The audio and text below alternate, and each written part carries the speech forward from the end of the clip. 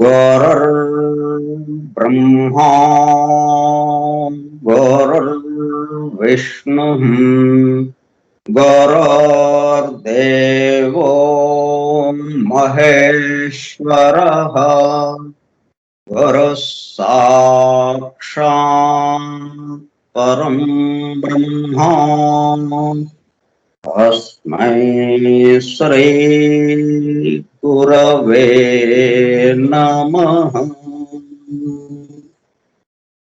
व्यासं वसिष्ठनप्तारं शक्तेः पौत्रमकल्मषम् पराशरात्मजं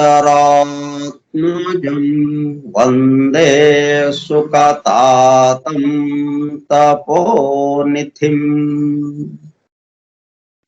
वाम्बरधरं विष्णुं शशिवर्णं चतुर्भुजं प्रसन्नवदनं ध्यायेत् सर्वविघ्नोपशान्तये।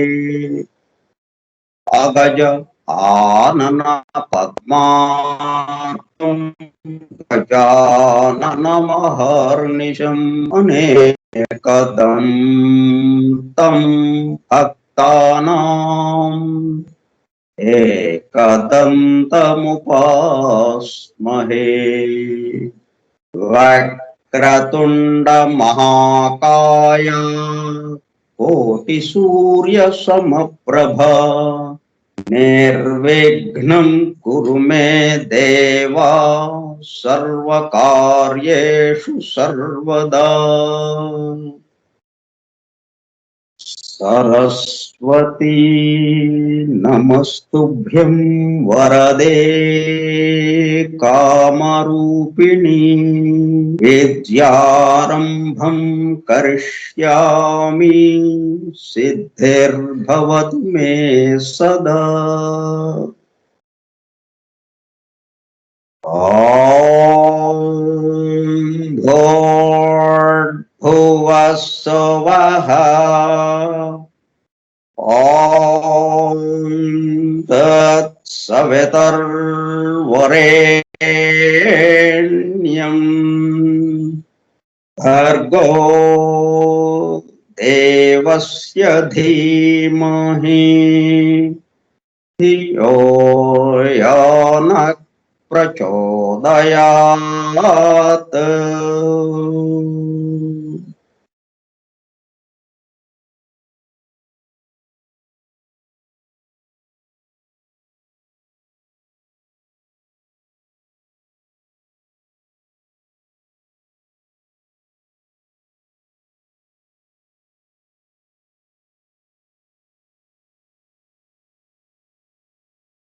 వాసుదేవ.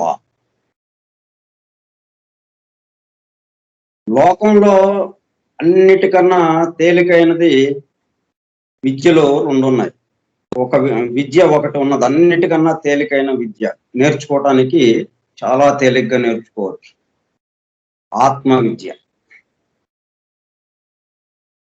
అన్నిటికన్నా కష్టమైంది మళ్ళీ అదే ఆత్మ విద్య. ఎందుకంటే ఆత్మ విద్య అంటే నీవే భగవంతుడు, ఐయామ్ దట్ ఐయామ్. మొత్తానికి సంబంధించి సమస్తానికి ఐయామ్ ఒకటి ఉన్నాడు, ఆయనే నేను. సోహం సహ అహం, అతడే నేను, నేనే అతడు. ఇంకంతకన్నా ఏముంది, సింపుల్ అయితే వెళ్ళిపోయింది. అయితే ఒప్పించడం అన్నిటికన్నా కష్టమైన పని. నువ్వు దేవుడురా బాబు అంటే భలేవాడివే అంటావు. పుట్టుపర్తి బాబా నేను దేవుణ్ణి అన్నాడు, ఎగతాళి చేసాం ఆయన్ని. అట్లా ఉంటుంది అన్నమాట. అందుకని ఆ ఆత్మ విద్యని మనకి మనలో మేలుకొల్పేటట్టుగా సరస్వతి దేవుని ప్రార్థించాం మనం. ఆ ఆత్మ విద్య గురించే మనం చెప్పుకోబోతున్నాం. ఫోరం ఫర్ ట్రూత్ సీకర్స్, సత్యాన్వేషకుల బృందం. ఎవరి బృందము? మనమే. మనమందరము కలిసి ఒక బృందముగా ఏర్పడి గ్రంథ పఠనము మరియు అధ్యయనము కార్యక్రమము ఏర్పాటు చేసుకున్నాము కదా. మన బృందమునకు పెట్టబడిన పేరు, మన బృందము పేరు సత్యాన్వేషకుల బృందం, ఫోరం ఫర్ ట్రూత్ సీకర్స్. ఏం చేయబోతున్నాం? దివ్య జ్ఞాన Prabodhini, text book of theosophy, గ్రంథ పఠనము మరియు అధ్యయనము కార్యక్రమం. రెండవ పాఠము తేదీ 17/8/2021 మంగళవారము సాయంత్రం 4:30 గంటలు. దివ్య జ్ఞాన ప్రబోధిని స్కైప్ గ్రూపులో సుదూర ప్రాంతాలలో ఎవరింట్లో వారు హాయిగా విశ్రాంతి తీసుకుంటూ ఏకకాలంలో ఒకేసారి ఏమి చేస్తున్నాము? వింటున్నాము. ఏమి వింటున్నాము? 1888 సంవత్సరంలో, అనగా దాదాపు 133 సంవత్సరముల క్రితం, synthesis of science, religion and philosophy, శాస్త్రము, మతము మరియు తాత్వికతల సమన్వయ రూపముగా పరమ గురువులు మేడం హెలెనా పెట్రోవ్నా బ్లావెట్స్కీ ద్వారా ప్రప్రథమముగా ప్రస్తుత సైంటిఫిక్ యుగములోని మానవాళిని భౌతికత నుండి ఆధ్యాత్మికత వైపుకు మరల్చడానికి, భౌతికత నుండి ఆధ్యాత్మికత వైపుకు మరల్చడానికి, భౌతికత ఆధ్యాత్మికతల మధ్య సమతూకమును నిలపడానికి, సమన్వయమును సమతూకమును నిలపడానికి అందింపబడిన మ్యాగ్నమ్ ఓపస్, మహత్తర అద్భుత దివ్య జ్ఞాన గ్రంథం ద సీక్రెట్ డాక్ట్రిన్ కు గైడ్ బుక్ గా 1912లో, అనగా దాదాపు 108 సంవత్సరముల క్రితం, చార్లెస్ వెబ్స్టర్ లెడ్బిటర్ రచించిన ఏ టెక్స్ట్ బుక్ ఆఫ్ థియాసఫీ ఆంగ్ల గ్రంథమును థియోసాఫికల్ సొసైటీ అంతర్జాతీయ అధ్యక్షులు శ్రీ సి జనరాజదాస గారి ఆజ్ఞతో శ్రీ గుంటూరు వెంకట సుబ్బారావు గారు దివ్య జ్ఞాన ప్రబోధిని పేరుతో ఆంధ్రీకరించి 1942 సంవత్సరంలో, అనగా దాదాపు 80 సంవత్సరముల క్రితము, అడయారులోని థియోసాఫికల్ పబ్లిషింగ్ హౌస్ వారి ద్వారా ఆంధ్ర ప్రజలకు అందుబాటులోనికి తీసుకువచ్చిన గ్రంథమును ఫోరం ఫర్ ట్రూత్ సీకర్స్, సత్యాన్వేషకుల బృందము ద్వారా నిర్వహింపబడుచున్న గ్రంథ పఠనము మరియు అధ్యయనము కార్యక్రమంలో పఠిస్తూ అధ్యయనము చేయుచుండగా, కార్యక్రమంలో పాల్గొని అత్యంత శ్రద్ధ ఆసక్తులతో చెవి యొక్కి వినుచున్న, అనగా ఒళ్ళంతా చెవులు చేసుకుని వినుచున్న, ఒళ్ళంతా కళ్ళు చేసుకుని చూస్తున్నారు అంటాం చూసారు, అలాగా ఒళ్ళంతా చెవులు చేసుకుని వినుచున్న ప్రియ సోదర శ్రోతలందరకు నమస్కారం. థియోసాఫికల్ సొసైటీకి మరొక పేరు ఫోరం ఫర్ ట్రూత్ సీకర్స్, సత్యాన్వేషకుల బృందం. ఆ పేరునే మన బృందమునకు పెట్టుకున్నాం. అనగా మనమందరము అన్వేషిస్తున్నాం. దేనిని అన్వేషిస్తున్నాము? సత్యము. సత్యము అంటే సమస్తమునకు ఆధారమై ఆ సమస్తము అంతా తానే నిండి సృష్టి స్థితి లయములకు కారణమగుచున్నది ఏదైతే ఉన్నదో అది సత్యం. ఎల్లప్పుడూ ఉండేది, మరలా తానే ఒక కాలంలో దేశంలో ఉండి కనుమరుగవుతూ ఉన్నది కూడా తానే. మరి అది ఎక్కడ ఉందని అన్వేషిస్తున్నాము? అది మనలోనే మనగా ఉన్నది, కాకపోతే అలా అనుకోవడం లేదు. కాబట్టి భావనలో మార్పు రావడమే. అది సృష్టికి సంబంధించిన అమరిక, కూర్పు, అలాగే దానిలో భాగమైన మనకు సంబంధించిన అమరిక, కూర్పును గురించిన అవగాహన, అండర్స్టాండింగ్ ద్వారా ఆ మార్పు వచ్చి మన స్వస్వరూప జ్ఞానము కలిగి దైవానుభూతిలోనికి వెళ్ళడం జరుగుతుంది. ఆ అండర్స్టాండింగ్ కోసమే, ఆ అవగాహన కోసమే మనకు ద సీక్రెట్ డాక్ట్రిన్ అందింపబడినది. అందుకు మనము ఈ గ్రంథము గురించి సంగ్రహముగా ఇచ్చిన దివ్య జ్ఞాన ప్రబోధిని గ్రంథమును పఠించడం, అధ్యయనం చేయడం చేస్తున్నాం. సరే, ఇక దివ్య జ్ఞాన ప్రబోధిని గ్రంథ పఠనము, అధ్యయనము కార్యక్రమంలోనికి వెళదాం.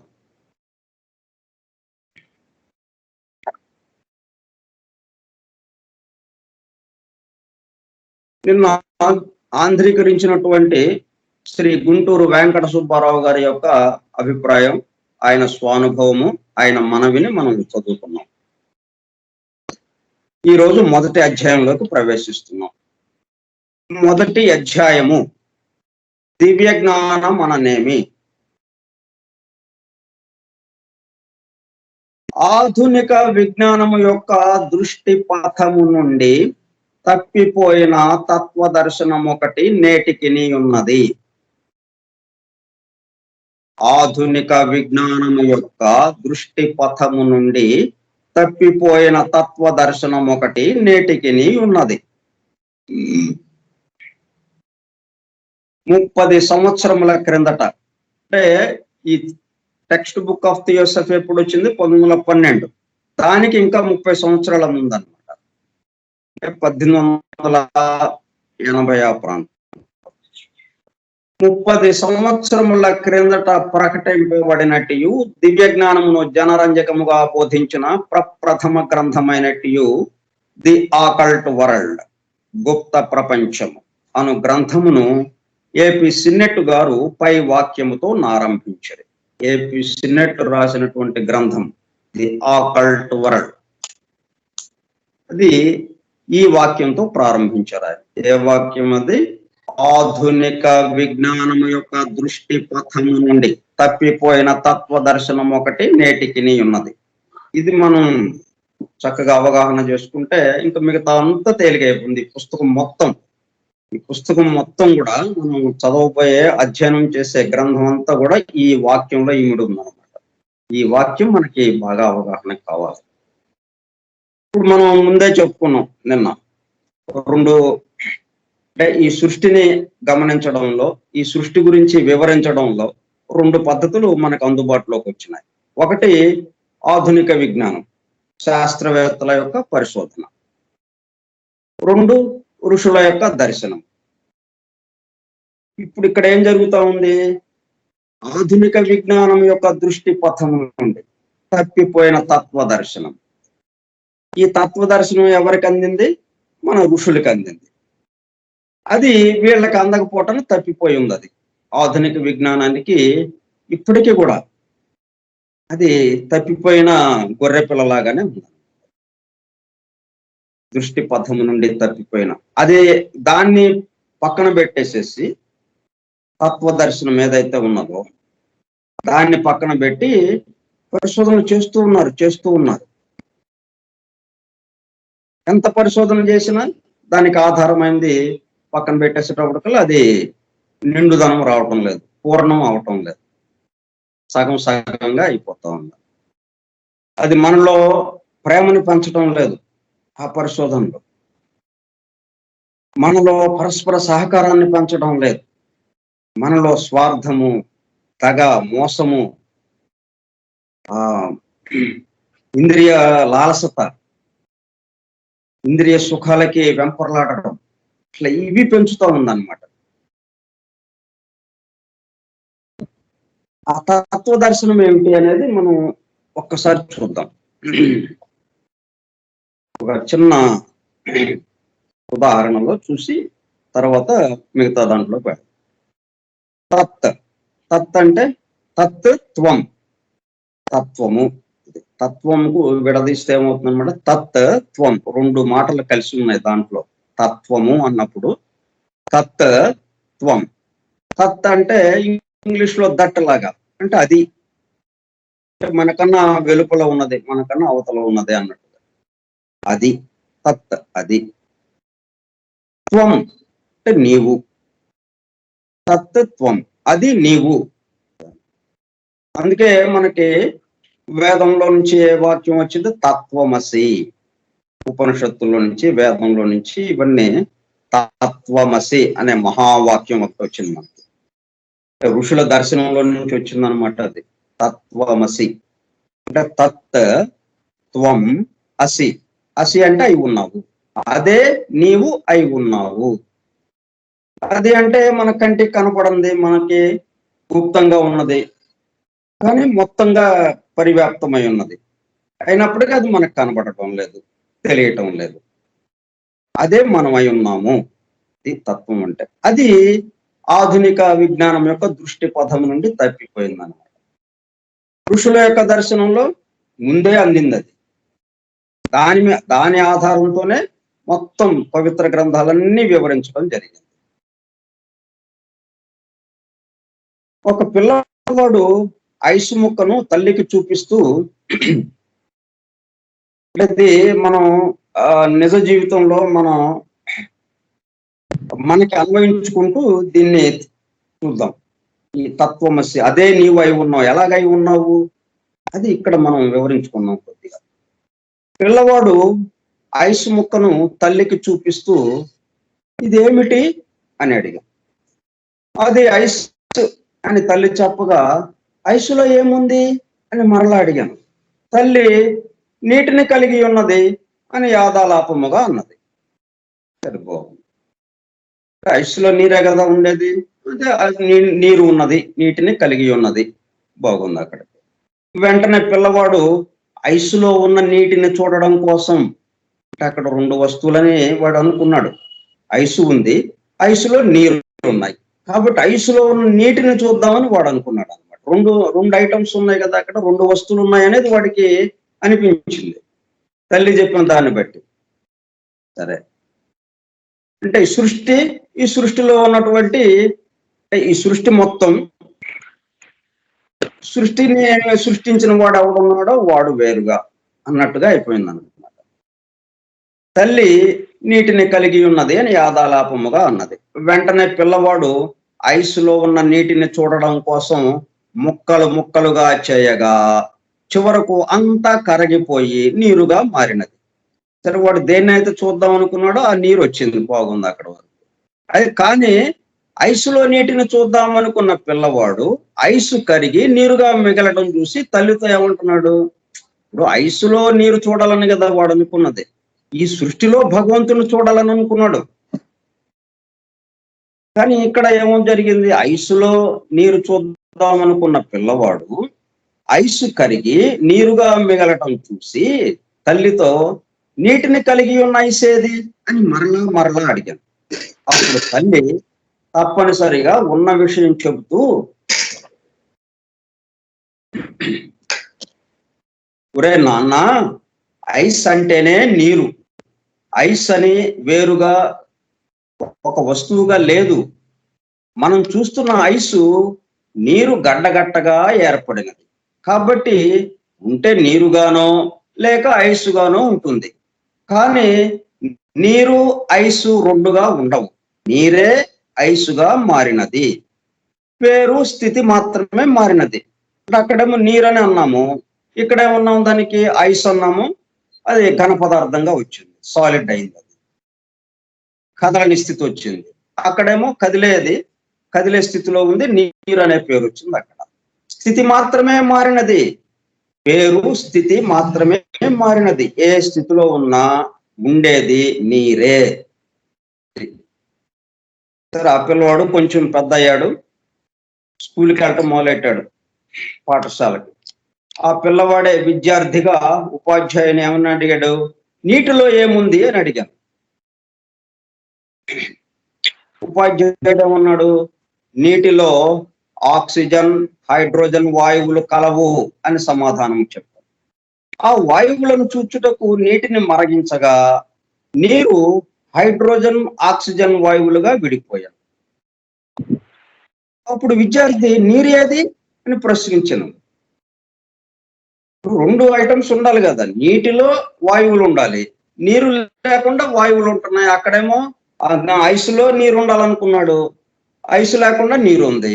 ఇట్లా ఒక్కటే మిగులుతా ఉంది చివరికి. అప్పుడు ఆ విద్యార్థి నీరు ఏది అని ప్రశ్నించాను. హైడ్రోజన్, ఆక్సిజన్ వాయువుల కలయికయే నీరుగా ఏర్పడుచున్నది. నీరు అని ఒక వస్తువు విడిగా లేదు అని ఉపాధ్యాయుడు చెప్పాడు. సూక్ష్మ రూపంలో ఉన్న వాయువుల కలయికతో నీరు ఏర్పడినది. ఆ నీరే మరింత ఘనీభవించి ఐసు ముక్కగా ఏర్పడుచున్నది. ఒకే వస్తువు సూక్ష్మ రూపము నుండి స్థూల రూపములోనికి స్థితులు మారుచున్నవని విద్యార్థి గ్రహించను. ఆత్మవిద్య నేర్చుకోవటం ఇదొక పద్ధతి అన్నమాట.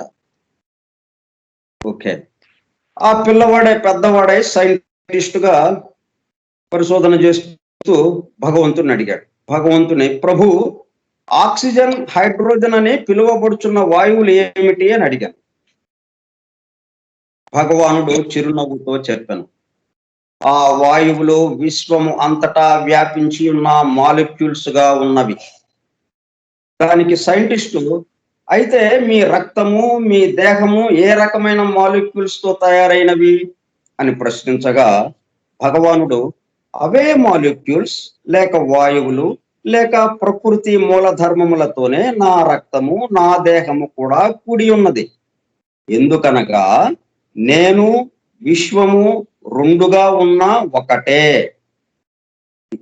ఇది బాగా గుర్తుపెట్టుకోవాలి. మనం దీని గురించి కొంత ఆలోచన చేయాలి. నేను, విశ్వము రెండుగా ఉన్న ఒకటే. ఎవరు చెప్తున్నారు ఇది? భగవంతుడు చెప్తున్నాడు. ఐసు నీరు వలె, ఐసు నీరు, నీరు వాయువుల వలె అని సందేహ నివృత్తి చేస్తూ సైంటిస్టులోని జ్ఞానమును మేలుకొలిపి నిజ స్థితిని అనుభూతికి తెచ్చాను.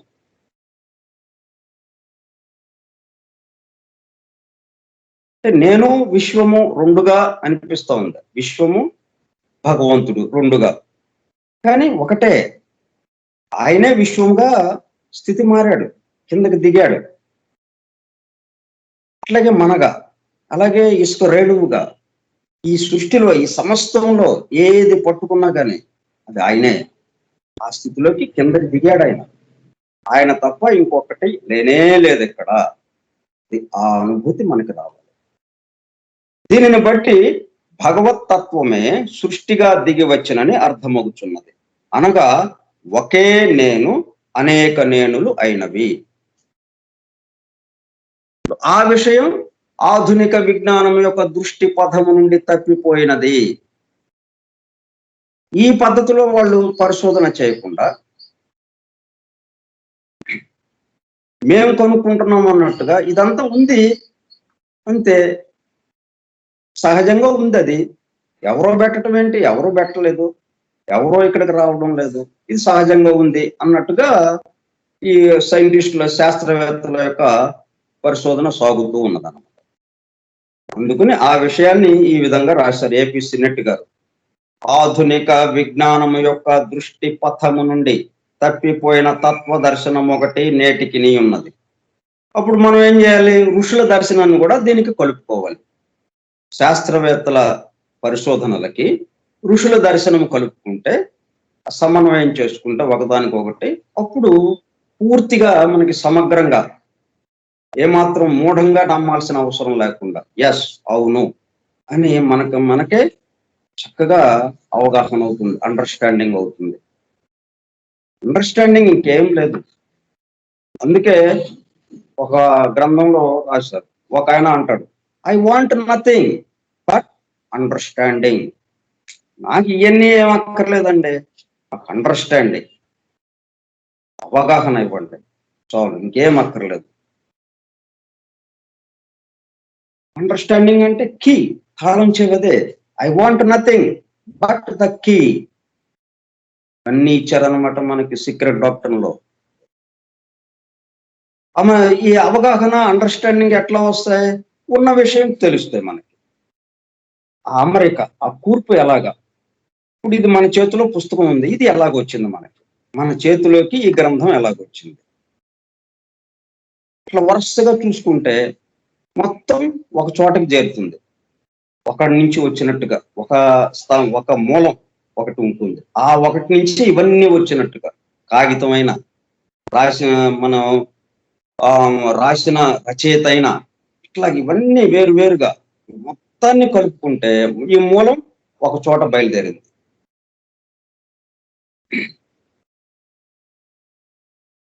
పిసిన్నెట్ గారు పై వాక్యముతో ఆరంభించారు.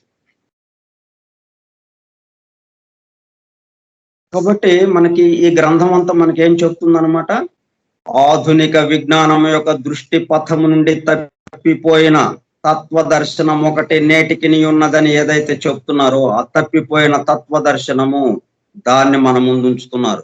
తప్పిపోయిన గొర్రె పిల్లని మన ముందుకు తీసుకొచ్చి నిలబెడుతున్నారు. తప్పిపోయిన తత్వ దర్శనాన్ని మనం అనుభూతం అయ్యేటట్టుగా చేస్తున్నారు ఈ గ్రంథం ద్వారా. అందుకుని ఆ వాక్యంతో మొదలెట్టారు వాళ్ళు. మేము ఏం చెప్పదలుచుకున్నాం ఈ గ్రంథంలో, ఈ గ్రంథం ద్వారా మీకు ఏం అందివ్వాలనుకుంటున్నాం, ఇది తప్పిపోయిన తత్వ దర్శనం. అది మనకి అందిస్తున్నారు అనమాట.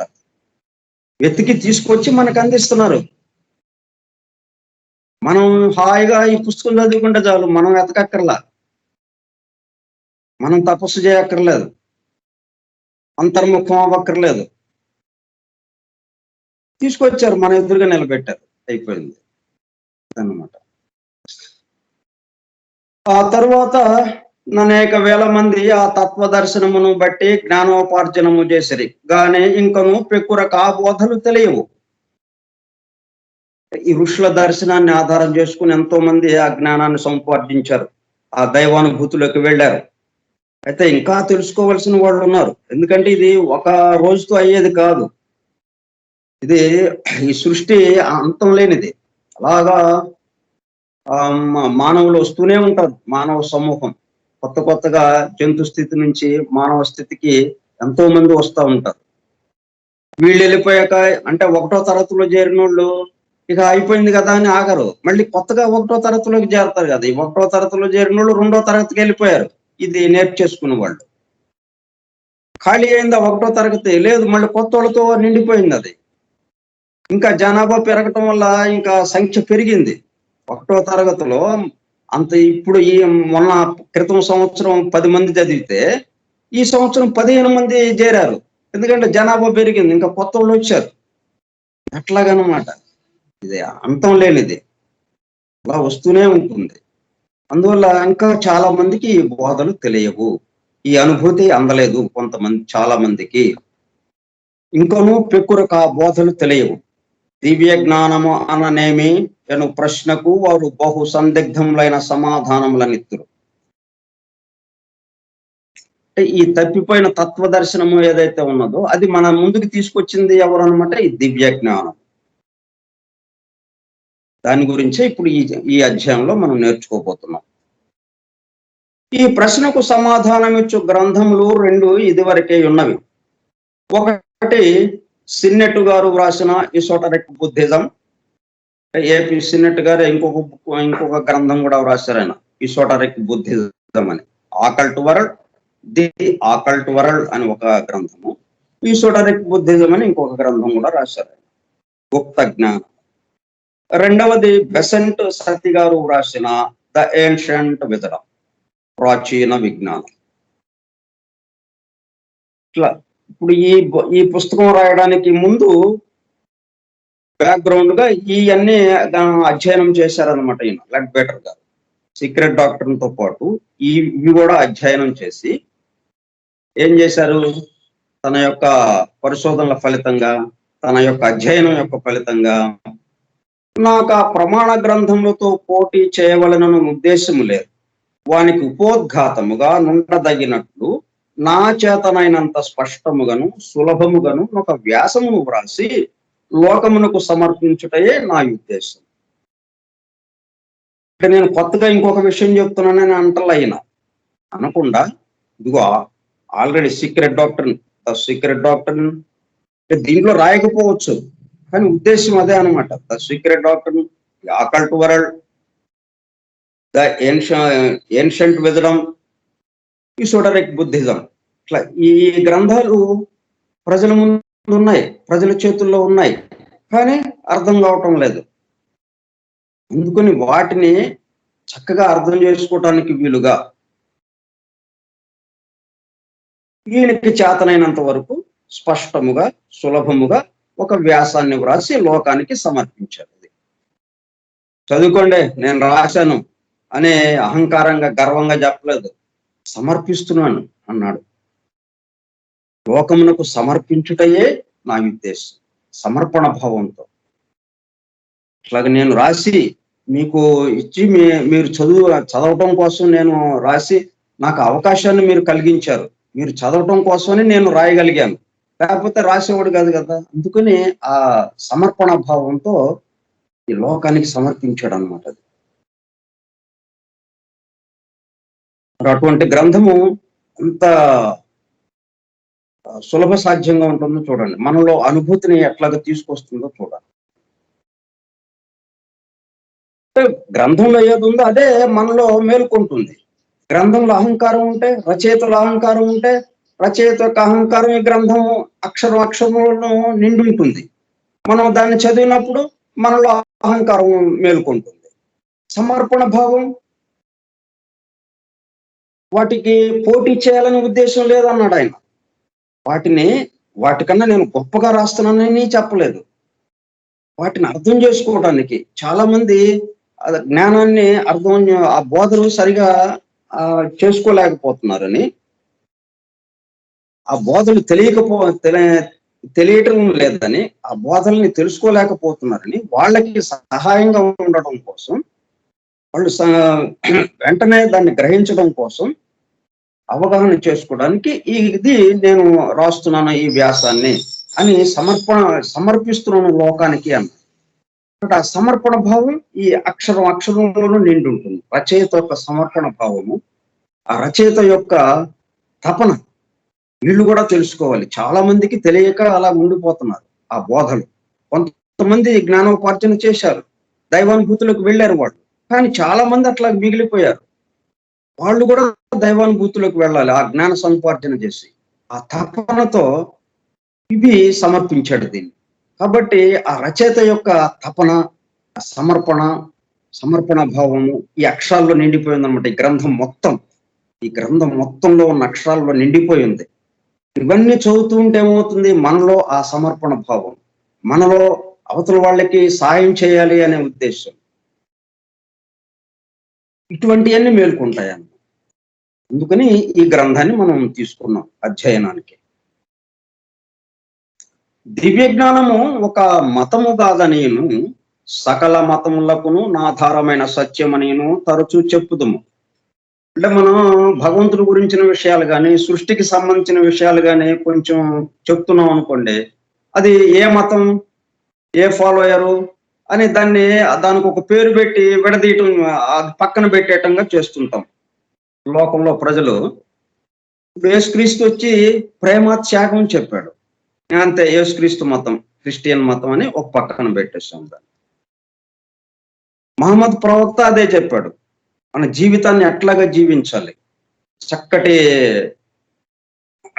ఆలోచనలతో అందరికీ సహాయం చేస్తూ మన జీవితాన్ని ఎట్లా గడపాలి, అని ప్రవక్త చెప్తే, అల్లా నాకు చెప్పాడు ఇది అని చెప్పి అల్లా యొక్క సందేశాన్ని ఆ ఖురాన్ రూపంలో ఇస్తే అది పక్కన పెట్టేసాం. అది ఒక మతానికి సంబంధించింది అన్నట్టు. అలాగా ఉంటాయన్నమాట. ఇప్పుడు దివ్య జ్ఞానం కూడా ఇది ఒక మతం అన్నట్టుగా ఒక భావన. అది కాదు అని చెప్పడం కోసం ఇది చేస్తున్నారు. దివ్య జ్ఞానము ఒక మతము కాదని సకల మతములకును నా ఆధారమైన సత్యమనిను తరచూ చెప్పుతుంది. అది నిజమే.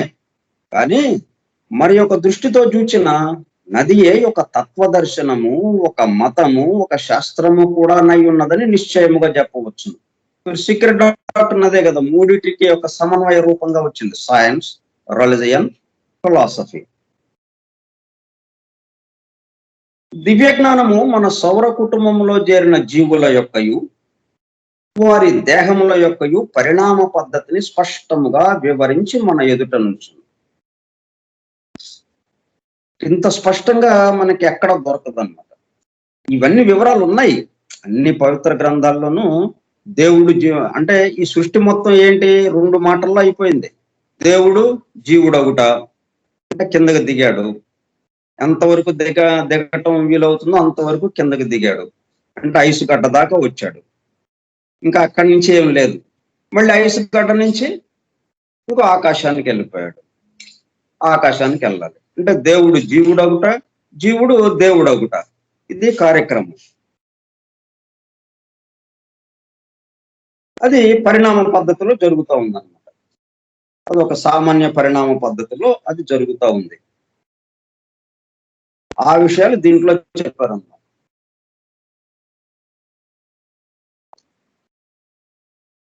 కాబట్టి దివ్య జ్ఞానం ఏం చెప్తా ఉంది, మన సౌర కుటుంబంలో చేరిన జీవుల యొక్కయు వారి దేహముల యొక్కయు. అంటే దేహము ప్రత్యేకంగా ఎందుకు చెప్పారు, ఈ దేహము రావడానికి వెనక ఎంతో కదా. ఖనిజ స్థితి నుంచి వృక్ష స్థితి నుంచి జంతు స్థితి నుంచి అప్పుడు మన దేహంగా వస్తుంది అన్నమాట. జీవుడు మళ్ళీ ఇంకొక రూట్ లో ఆయన వచ్చాడు జీవుడు. కాబట్టి జీవుడు వచ్చిన రూట్ వేరు, ఈ దేహం వచ్చిన రూట్ వేరు అనమాట. ఈ రెండింటికి సంబంధించినటువంటి పరిణామం, ఆ పరిణామ అభివృద్ధి గురించి, ఆ పరిణామ పద్ధతిని స్పష్టంగా వివరించి మన ఎదుట ఉంచాం. కనుక అది ఒక తత్వదర్శనం. అది సామాన్య పరిణామగతిని మనకు బోధించి బుద్ధిపూర్వకముగా ప్రయత్నించి గమ్యస్థానము ఎక్కువ త్వరగా చేరదగిన వికాసమును పడసి, అంటే ఇదంతా ఇప్పుడు 1వ తరగతి నుంచి నెమ్మదిగా సంవత్సరానికి ఒక తరగతి చొప్పున నెమ్మదిగా ముందుకు వెళ్ళటం ఒక పద్ధతి. ఇన్ని సంవత్సరాలు ఎక్కడ చదువుతామండి, నేరుగా డైరెక్ట్ గా పోస్ట్ గ్రాడ్యుయేషన్ అయిపోవాలి మాకు. అదొక పద్ధతి ఉంది.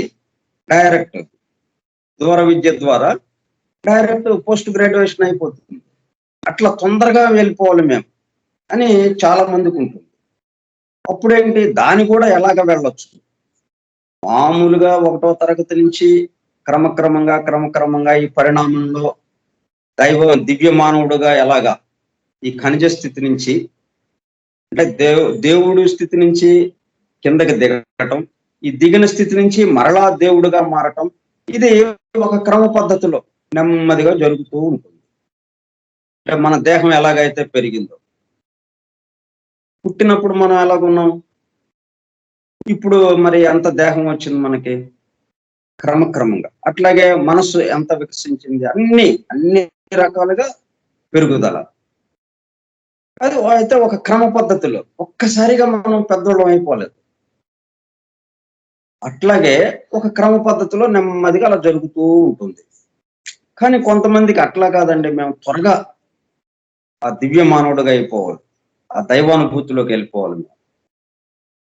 అయిపోయి మళ్ళీ మేము ఇతరులకి సాయం చేయడానికి సిద్ధంగా ఉండాలి. కాబట్టి ఆ మార్గం ఏదన్నా ఉంటే చెప్పండి అని చాలా మంది, కొంతమంది అడుగుతుంటే అది కూడా దీంట్లో చెప్పబడింది అనమాట. ఇప్పుడు దివ్య జ్ఞానం ఏం చెప్తా ఉంది మనకి, సామాన్య పరిణామగతిని మనకు బోధించి బుద్ధిపూర్వకముగా ప్రయత్నించి గమ్యస్థానము నెక్కువ త్వరగా చేరదగిన వికాసమును పడసి పరిణామ కాలమును తగ్గించుకున్నట్టు ఉపాయము కూడా మనకు చూపి. పరిణామ కాలం ఒక 100 సంవత్సరాలు ఉందనుకోండి, ఆ 100 సంవత్సరాలని 50 సంవత్సరాలు కుదించేయచ్చు. 50 సంవత్సరాల్లోనే 100 సంవత్సరాలకి ఎంత అభివృద్ధి చెందుతున్నామో అంత అభివృద్ధి 50 సంవత్సరాల్లోనే పొందవచ్చు. అది కూడా ఆ పద్ధతి కూడా చెప్పారనమాట దీంట్లో. ఈ దివ్య జ్ఞానం మనకు బోధిస్తుంది. ఆ ఉపాయమును తగ్గించుకునే ఉపాయం కూడా మనకు చూపి ఆ ఉపాయమును అనుసరింపవలనని బోధించు. కాబట్టి అట్లాగా మనకి ఏదైనా కానీ త్వరగా వెళ్ళాలని ఉంటుంది కదా. మనం రోడ్డు మీదకి వచ్చి మనం ఒక చోటకు వెళ్ళాలి, గమ్యస్థానం. ఒక చోటకు వెళ్ళాలంటే ఉన్నంతలో స్పీడ్గా వెళ్ళేది, త్వరగా చేర్చేది మమ్మల్ని. ఏది ఉందో దానికి వెళ్తాం మనం. అంతేగాని నెమ్మదిగా తీసుకెళ్లేది ఏదన్నా ఉంటే చెప్పండి, దాంట్లోకి వెళ్తామని అంటాము మనం. చాలా నెమ్మదిగా వెళ్ళాలండి. మా ఊరే మేము మద్రాసు వెళ్ళాలి, లేకపోతే హైదరాబాద్ వెళ్ళాలి, విశాఖపట్నం వెళ్ళాలి. చాలా నెమ్మదిగా వెళ్ళాలండి మేము. దేంట్లో వెళ్ళొచ్చు మేము అని అడుగుతాము. చాలా త్వరగా కన్ను మూసి తెరిచేలాగా అక్కడ ఉండాలి అన్నట్టుగా అడుగుతాం. మరి అట్లాగే ఇక్కడ కూడా పరిణామంలో మనం మన యొక్క అభివృద్ధి ఇప్పుడుకో ఎన్ని జన్మలకో 100 జన్మలు 1000 జన్మల తర్వాత జరిగే అభివృద్ధి ఈ జన్మలోనే ఇప్పుడే జరుపుకోవచ్చు అన్నట్టుగా అవన్నీ చెప్పారనమాట. కాబట్టి అవి కూడా దీంట్లో వివరించారు.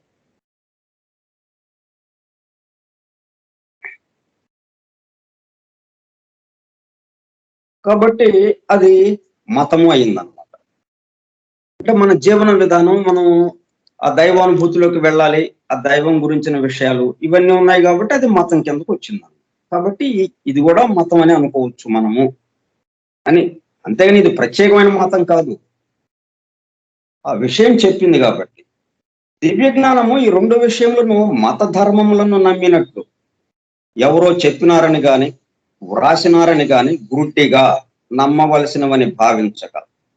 ఇక్కడ ఇంకో విశేషం చూడండి.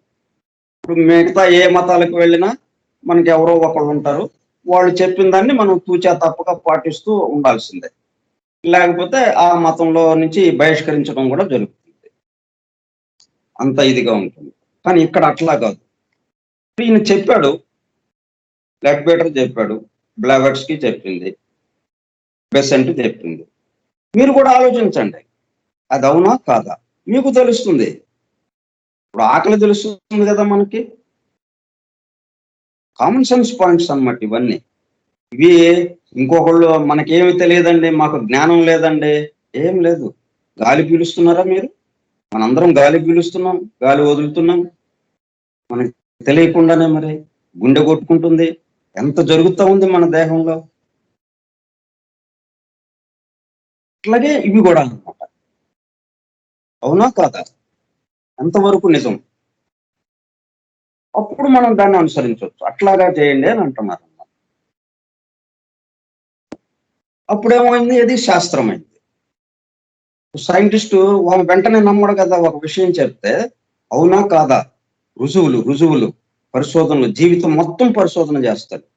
చేసి రుజువులతో సహా మన ఎదుట పెడతాడు అనమాట. ఇదిగో దీనివల్ల ఇది ఇట్లాగా అని చెప్పి మనకి ఖచ్చితత్వంతో రుజువులతో సహా మన ఎదురు పెడతాడు.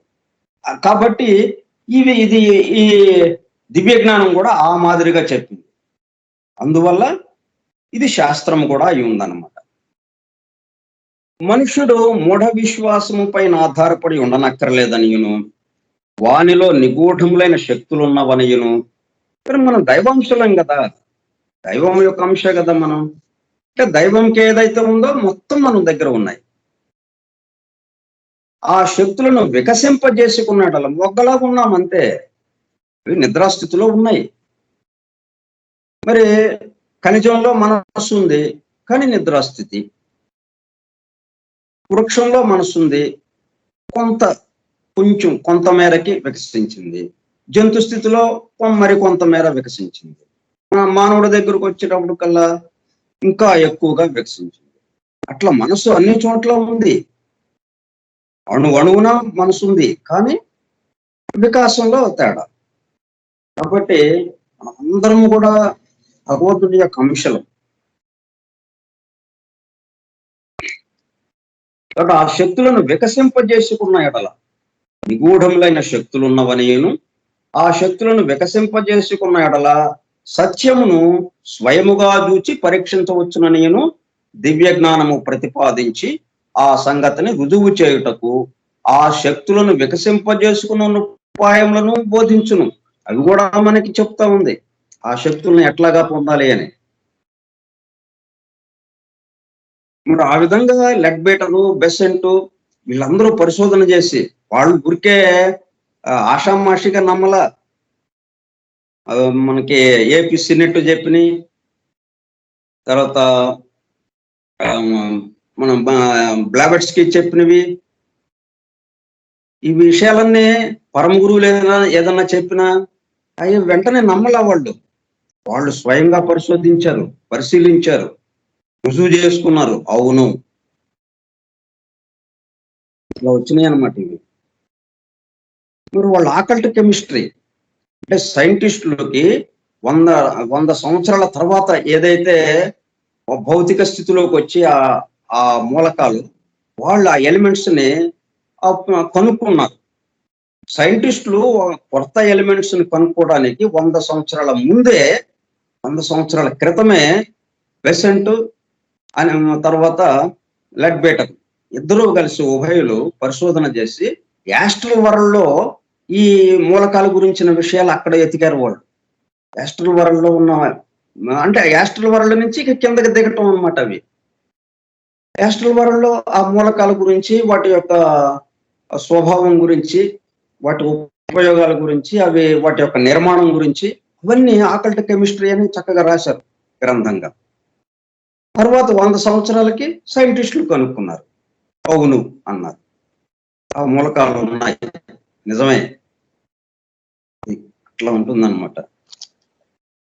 వీళ్ళు అట్లా అంత జాగ్రత్తగా పరిశోధన చేసి దివ్య దృష్టితో చూచి అన్ని కనుక్కొని అవును అన్న తర్వాతే కాగితం మీద పెన్ను పడింది అనమాట. కాగితం మీద రాయటం మొదలెట్టారు. ఇతరులకి చెప్పడానికి సాహసించారు, ఈ గ్రంథంగా రాసి మనకి సమర్పించారు.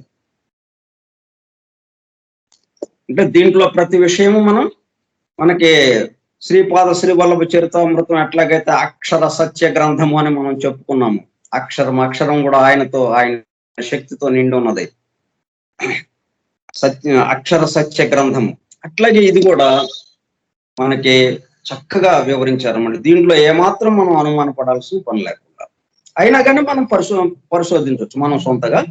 మనం దాన్ని ఏంటి అవునా కాదా అని మనం నిర్ధారించుకునే అప్పుడు మనం దీన్ని నమ్మొచ్చు అని చెప్పారు.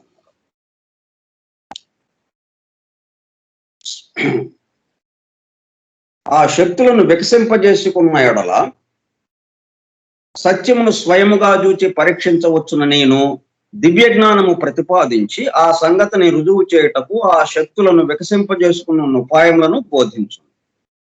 అంటే దివ్య జ్ఞానము అంటే ఏంటో ఇప్పుడు మనం చూస్తున్నాం. దివ్య జ్ఞానం ద్వారా ఏంటి జరుగుతుందో, ఏమేం బోధిస్తుందో అది. ఈ దివ్య జ్ఞానము మనుషులట్టి శక్తులను వికసింపజేసుకునేందులకు ఒక ఫలితమై ఉన్నది. ఏలైనా మనకిప్పుడు దివ్య జ్ఞానము చేయు బోధలకు ఇదివరకు చేసిన ప్రత్యక్ష పరిశోధనలే ఆధారము. అంతకుముందు పవిత్ర గ్రంథాలే, మరి వాటిల్లో ఉన్న విషయాలే, ఆ ఋషుల దర్శనమే. దాన్నే ఋషులు ధ్యానంలో దర్శిస్తే దాన్ని వీళ్ళు మళ్ళీ అవునా కాదా అని పరిశోధించి అవుననే దాంట్లోకి వచ్చారనమాట వీళ్ళ యొక్క శక్తుల ద్వారా. మరియును అట్టి వికాసము వల్లనే ఆ బోధల చేయుటకు సాధ్యమైనది. తత్వ దర్శన రూపకమైన దివ్య జ్ఞానము సౌర కుటుంబము జాగ్రత్తగా నిర్మింపబడిన యొక్క యంత్రమనియు, ఈ సృష్టి మొత్తాన్ని మనం ఒక్కసారిగా తీసుకురాకుండా ఈ సృష్టిలో ఒక చిన్న ఐటమ్ని, సౌర కుటుంబం, సూర్యుడు గ్రహాలు, సూర్యుడు చుట్టూ తిరుగుతున్న గ్రహాలు, ఆ గ్రహాల మీద ఉన్నటువంటి జీవులు, వీటికి సంబంధించి ఒక కుటుంబంగా ఇది ఉంది. ఈ ఒక కుటుంబం గురించి వివరిస్తే ఇంకా మిగతా వాటిని గురించి మొత్తం వివరించినట్టే అవుతుంది అనమాట. ఉదాహరణకి ఈ సౌర కుటుంబాన్ని తీసుకున్నారనమాట. తత్వదర్శన రూపకమైన దివ్య జ్ఞానము సౌర కుటుంబము జాగ్రత్తగా నిర్మింపబడిన యొక్క యంత్రమనియు, దేనిలో మనుషుడు ఒక అల్పాంశమై ఉన్నాడో ఆ దివ్య తేజస్సు యొక్క ఆవిష్కరణమనియు బోధించును. దైవాంశ అక్కడ కూడా సూర్యుడు, గ్రహాలు, వీటిల్లో ఏదైతే ఉన్నదో అదే ఇంకా చాలా తక్కువ స్థాయిలో మనుషులో ఉంది, అంతే తేడా. దేనిలో మనుషుడు ఒక అల్పాంశమై ఉన్నాడో ఆ దివ్య తేజస్సు యొక్క ఆవిష్కరణమనియు బోధించు. అయినను ప్రస్తుతము మనకు సంబంధించిన నా అల్పాంశమునే గైకొని దివ్య జ్ఞానము దానిని భూత, భవిష్యత్, వర్తమానములను 3 భాగములుగా చేసి పూర్తిగా వివరించును. మనకి నిన్న, నేడు, రేపు అట్లా ఉంది కదా. అంతకు ముందుది నిన్న జరిగింది, నిన్నటికి సంబంధించింది ఇవాళ జరుగుతూ ఉంది, ఇవాళకి సంబంధించింది రేపు జరుగుతూ ఉంది. కాబట్టి ఈ భూత, భవిష్యత్, వర్తమానాలు వాటి గురించిన పూర్తి అంటే ఈ సృష్టి మొత్తాన్ని అట్లా 3 భాగాలుగా చేసి మనకి వివరించుతూ ఉందన్నమాట. పూర్తిగా వివరించును 3 భాగములుగా చేసి. అంటే ఏదో ఒక్క మాటతో చెప్పేయకుండా మొట్టమొదట భూతకాలంలో చాలా కాలం క్రితం ఏం జరిగింది, తర్వాత వర్తమానంలో ఏం జరుగుతూ ఉంది, ఈ సౌర కుటుంబానికి సంబంధించి భూతకాలంలో ఏం జరిగింది, వర్తమాన కాలంలో ఏం జరుగుతూ ఉంది, రాబోయే భవిష్యత్తు కాలంలో ఏం జరగబోతోంది, ఆ విధంగా తీసుకొచ్చారనమాట. వికసిత శక్తులతో జూచి తెలుసుకున్న మనుష్యుని యథార్థ స్వరూపమును వర్ణించుటచే దివ్య జ్ఞానము వర్తమానమును వివరించును. మనుషుడు అంటే మనం మన దేహంతో కనిపిస్తున్నాం. నేను అనగానే నేను రాఘవరావు అంటాను, కానీ దేని అంటున్నాం, ఈ దేహం వరకే పరిమితమై ఈ శిరస్సు నుంచి పాదం దాకా ఏదైతే ఉందో ఈ ఆకారానికి పరిమితం అయ్యి నేను అనేది దీనికి ఆపాదిస్తున్నాం అనమాట. అట్లా అందరం. కానీ మనకి ఇంకా 6 శరీరాలు ఉన్నాయి. ఇది చిట్ట చివరి శరీరం, భౌతిక శరీరం, ఐసు గడ్డలాగా చిట్ట చివరిది ఇది. దీనికన్నా ముందు ఇంకా 6 ఉన్నాయి. ఆ 6 శరీరాలని వాళ్ళు చక్కగా చూశారనమాట. ఆ దివ్య దృష్టితో చూసి వాటిని కూడా వివరించారనమాట. యథార్థ స్వరూపమును వర్ణించుటచే దివ్య జ్ఞానము వర్తమానమును వివరించును. మనుషునకు ఆత్మయున్నదని చెప్పుట ఆచారం. ప్రత్యక్ష పరిశోధనల ఫలితముగా దివ్య జ్ఞానమా భావమును తనక్రిందు చేసి మనుషుడు ఆత్మయనియు వానికి దేహమున్నదనియు చెప్పును.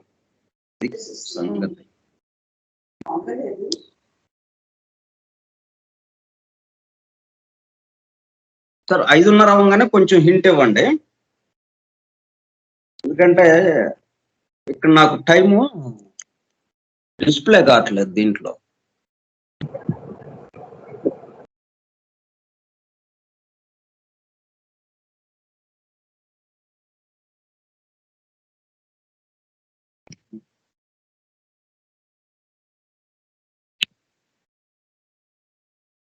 ఓ 57.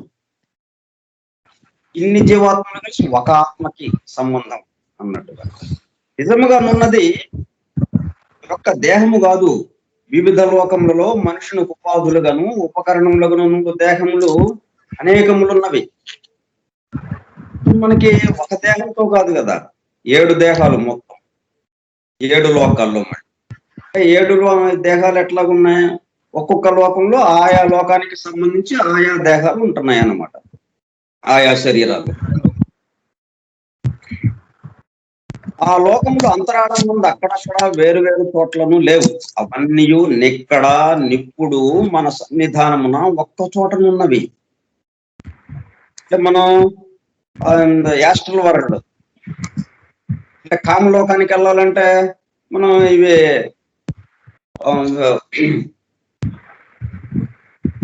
స్పేస్ లోకి వెళ్ళటానికి ఎక్కడో దూరంగా ఉంది, అది చంద్రమండలాన్ని దాటి ఇంకా పైన ఎక్కడో ఉంది.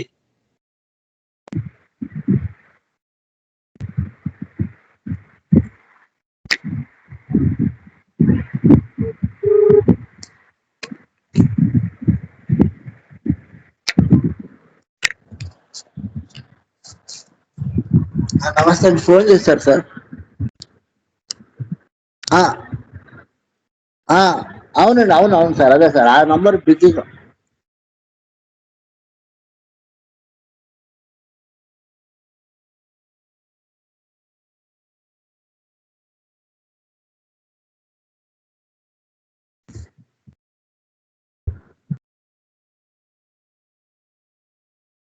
అట్లాగా సార్, అసలు మీకు ఒక్క నిమిషం.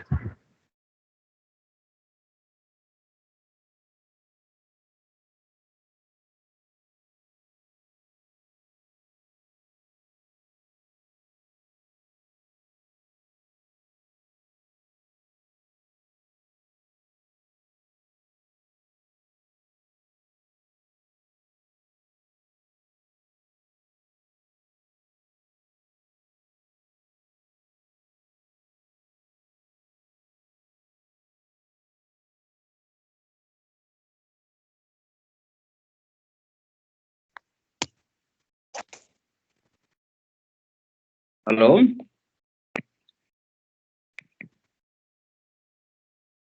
హలో,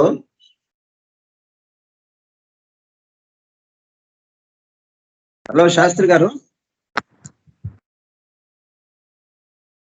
శాస్త్రి గారు,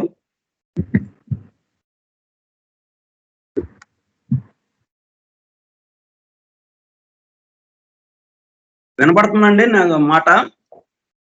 వినబడుతుంది సార్. ఓకే, గంట వినబడుతుంది. అయిపోయింది కదా, అయిందిగా. ఇంకొక 2 minutes ఉంది సార్. క్లోజ్ చేసేసాను. 5:28 అయింది. ఫోనే చెప్పేసింది, ఫోనే ఇక ఆగు బాబు అని కనెక్షన్ మన దూరంలో మనం ఎట్లాగా మనకి ఇండికేషన్ అలర్ట్ చేసింది అది. ఓకే, సో ఈ రోజుకి ముగిద్దాం, మళ్ళా మిగతా విషయాలు రేపు చెప్పుకుందాం. స్వస్తి ప్రజాభ్యః పరిపాలయంతాం న్యాయేణ మార్గేణ మహీం మహిషాః. ఓ బ్రాహ్మణేభ్యః శుభమస్తు నిత్యం. లోకాః సమస్తాః సుఖినో భవంతు. లోకాః సమస్తాః సుఖినో భవంతు. లోకాః సమస్తాః సుఖినో భవంతు. ఓం శాంతి శాంతి శాంతి.